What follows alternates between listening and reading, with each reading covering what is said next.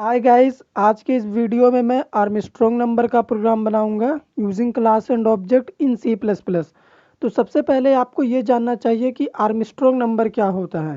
तो मैं यहाँ पे कमेंट पार्ट में आपको समझा रहा हूँ। अगर हम एग्जांपल के लिए एक नंबर लेते हैं 153, तो 153 एक आर्मस्ट्रॉन्ग नंबर है। क्यों? चलिए मैं यहाँ पे समझा देता हूँ। अगर हम 1 का क्यूब निकालते हैं तो इसका रिजल्ट आएगा 1।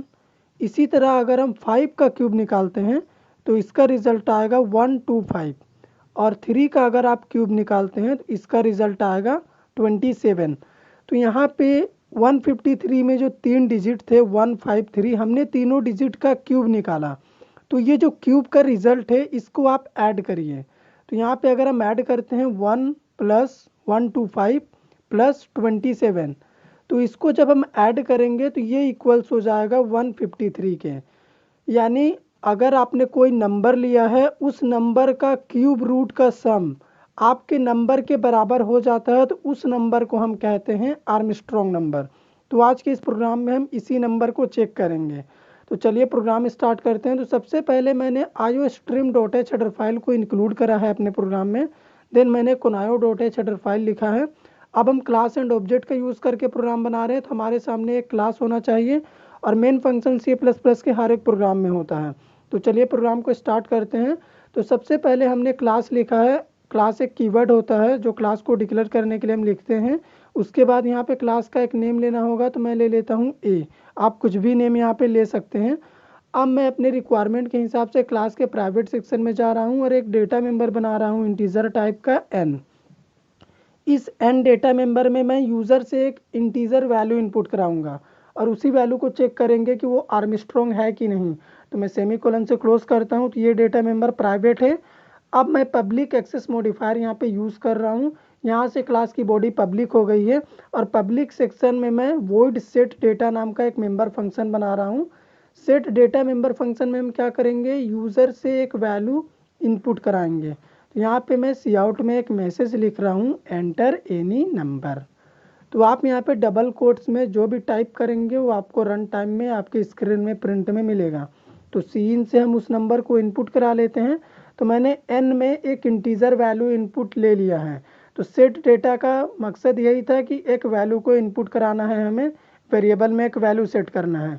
अब मैं एक और मेंबर फंक्शन बना रहा हूँ, वॉइड गेट डेटा।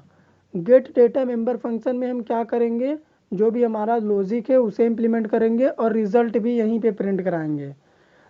अब मैं void gate data member function में क्या करूंगा, सबसे पहले जो मैंने एन में वैल्यू इनपुट कराया था उसे एक सेकेंड वेरिएबल सी में स्टोर करा लेता हूँ। मैंने इस वैल्यू को सी में इसलिए स्टोर कराया है क्योंकि एन की एक्चुअल वैल्यू को हम प्रोग्राम में आगे रिमाइंडर के लिए, डिवीज़न के लिए और एडिशन के लिए यूज़ करेंगे तो ये वैल्यू डिक्रीज हो जाएगी, यानी इसमें इसका एक्चुअल वैल्यू नहीं रह पाएगा। इसीलिए हम सबसे पहले इसकी एक्चुअल वैल्यू को एक जगह रख लेते हैं ताकि बाद में जब हम कंपेयर करें इफ स्टेटमेंट में तो हम इस सी वेरिएबल से कंपेयर कर सकें एक्चुअल वैल्यू को। इसीलिए मैंने इसे सी में स्टोर कराया है।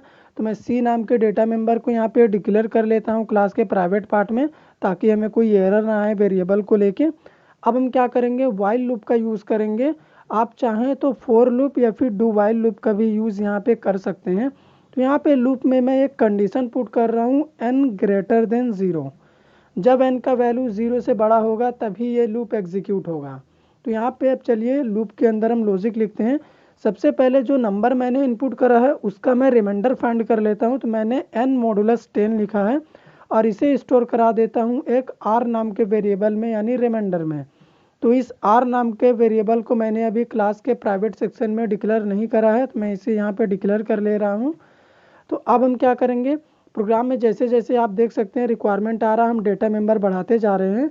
तो यहाँ पे जो हमने रिमाइंडर फाइंड किया है सबसे पहले मैं उसका क्यूब निकाल लेता हूँ। तो मैं r यहाँ पे लिख रहा हूँ और उसके बाद इसे ऐड कर देता हूँ एक आर्म नाम के वेरिएबल से। आर्म नाम के वेरिएबल से हमने ऐड इसलिए किया है क्योंकि मैं इसमें अभी वैल्यू सेट करूँगा, आपको तब पता चल जाएगा इसका क्या काम है। तो इसे स्टोर करा देता हूँ मैं फिर से उसी आर्म नाम के वेरिएबल में। तो यहाँ पे आर्म वाले वेरिएबल का यूज़ हम एडिशन के लिए कर रहे हैं, तो इसे हमें क्लास के प्राइवेट पार्ट में डिक्लेयर करना होगा। तो मैं यहाँ पे आर्म इक्वल्स टू 0 लिख रहा हूँ। ज़ीरो इसलिए लिखा क्योंकि हम एडिशन के लिए इसे यूज़ करे हैं और ज़ीरो में हम कुछ भी ऐड करेंगे तो वो रिज़ल्ट उतना ही रहेगा। लेकिन यहाँ पे हम आर्म इक्वल्स टू जो ज़ीरो लिखे हैं वो हम क्लास के प्राइवेट या फिर पब्लिक पार्ट में नहीं लिख सकते हैं, क्योंकि क्लास के लिए कभी भी कंपाइलर मेमोरी इशू नहीं करता, कंपाइलर मेंबर फंक्शन के लिए मेमोरी इशू करता है। तो इस आर्म इक्वल्स टू ज़ीरो को हमें मेंबर फंक्शन में लिखना होगा।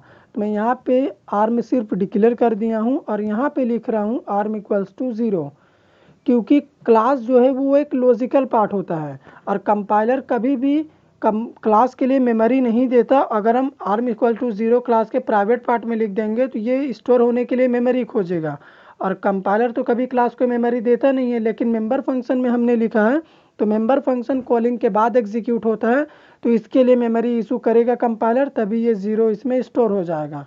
अब हम आगे की लॉजिक को इम्प्लीमेंट करते हैं। तो सबसे पहले अब हम क्या करेंगे, जो नंबर हमने इनपुट करा था रिमाइंडर और एडिशन फाइंड करने के बाद उसे फिर से हम 10 से क्या करेंगे, डिवाइड कर देंगे और इसे फिर से मैं स्टोर करा देता हूँ उसी n वाले वेरिएबल में।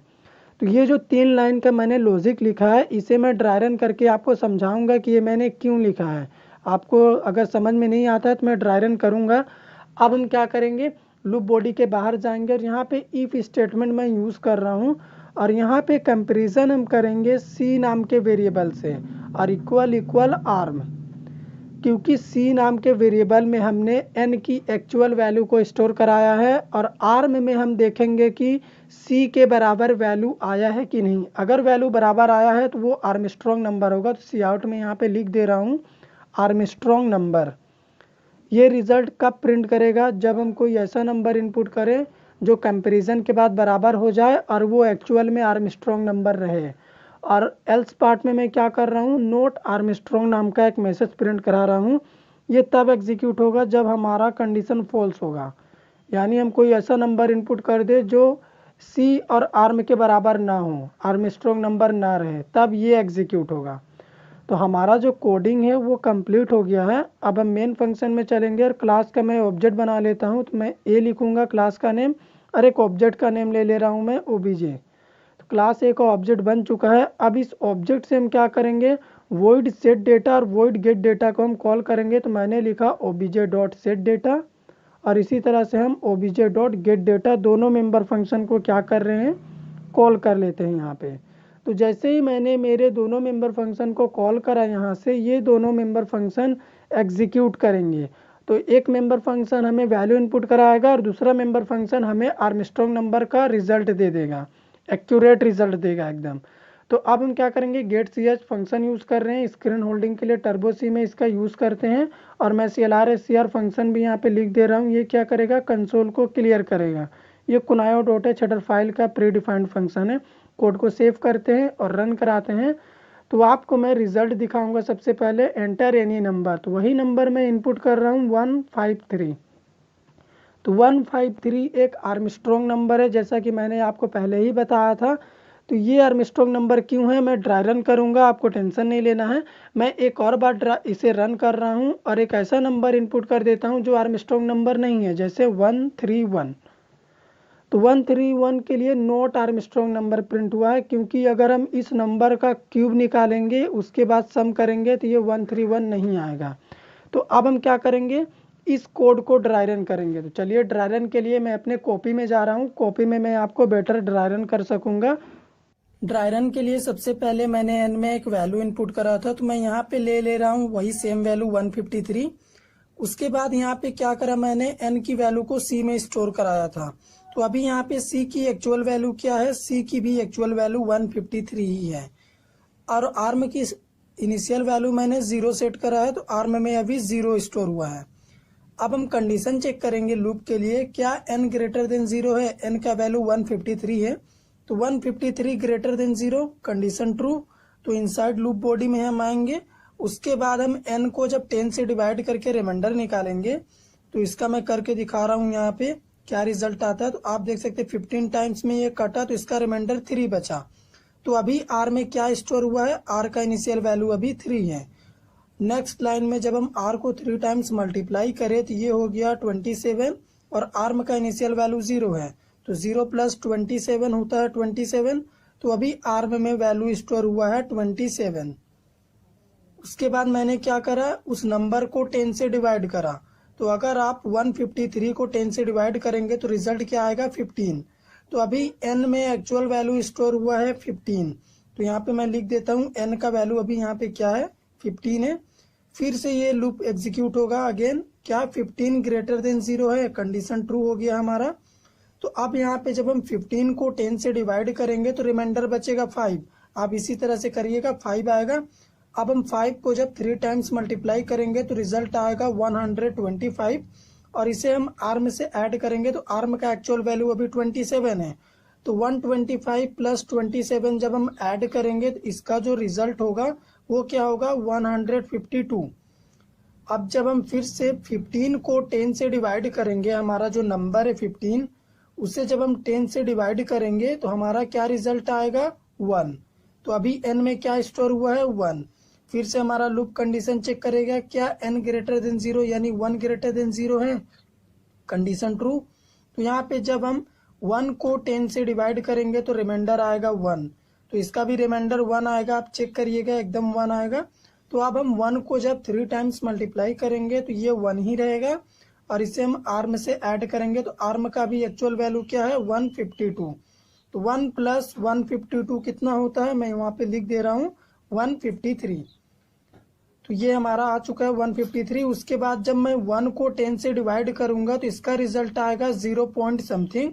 लेकिन डेटा टाइप होने के कारण हमें क्या कंसीडर किया जाएगा, 0। तो अब हम फिर से कंडीशन चेक करेंगे, क्या 0 ग्रेटर देन 0 है, कंडीशन हमारा फॉल्स हो गया। तो अब हम लूप बॉडी के बाहर जाएंगे और यहाँ पे मैंने कंपैरिजन में लिखा है c इक्वल आर्म। तो c का एक्चुअल वैल्यू क्या स्टोर कराया था मैंने, n की वैल्यू 153।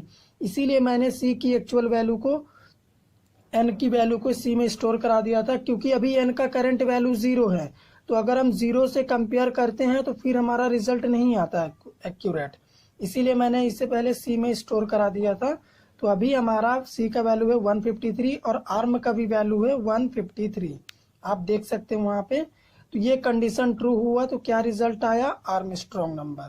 तो ये सिंपल सा ड्राई रन था आर्मस्ट्रॉन्ग नंबर का। अगर आपको समझ में आया हो तो हमारे वीडियो को लाइक करिए, शेयर करिए, चैनल पे नए हैं तो सब्सक्राइब कर दीजिए।